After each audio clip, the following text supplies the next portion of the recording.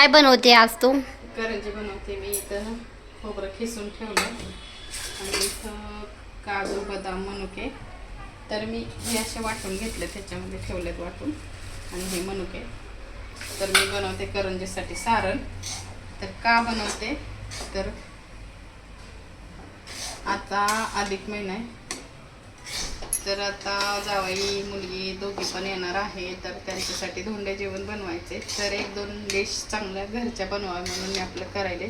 आणि माझी मुलगी पण 2-4 दिवस राहायला येणार आहे, तर तिच्यासाठी जरा चांगलं जेवण म्हणजे चांगलं खायला बनवते, तिच्या आवडीचं.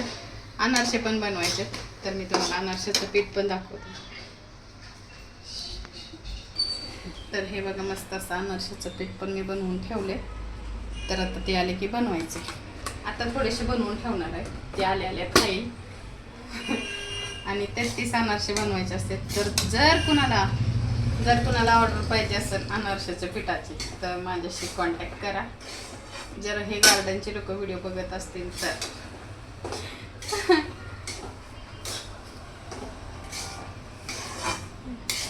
करंजाचं सारण झालंय, पीठ पण मळून ठेवलंय मी.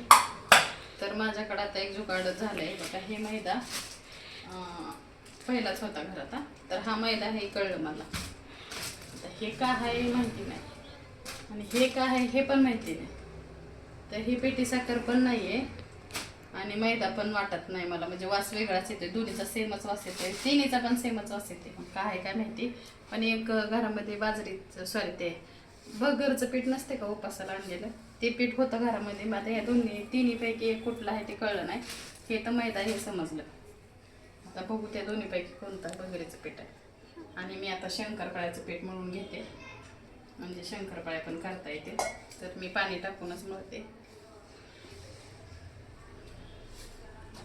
दूध नाही टाकत, कधीतरी टाकते दूध.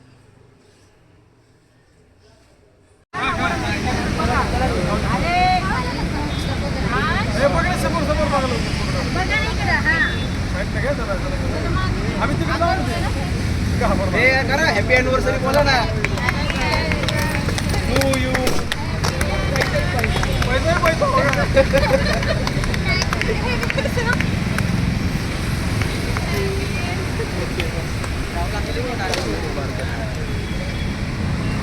माझ्या पोराला चारा रे केक कसा विचारा वाचला खाली 2 आवर खाते ते केक. बघ ना, रुसून आला राहुल, बघ तुझ्याकडे राहुल. हे बघा, प्रीती आली, पण आम्ही इकडं आलोय. आमच्या ऋषीने गाडी घेतली म्हणून इकडं आलोय. आणि ऋषीने गाडी पण घेतली आणि राहुलची अॅनिव्हर्सरी आहे, म्हणजेच माझ्या बारक्या भावाची. त्यांचा केक कट केलाय. इथं मामी आहेत, इकडं प्रिया. तर यांनी गाडी काढते. होय का? तर हे आहे ऋषीचं गोडवण. आता तुम्ही मागच्या पहिले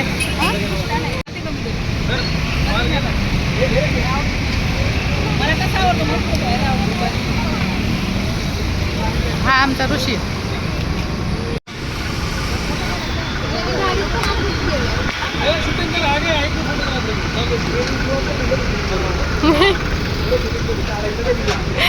सांगितलं मी.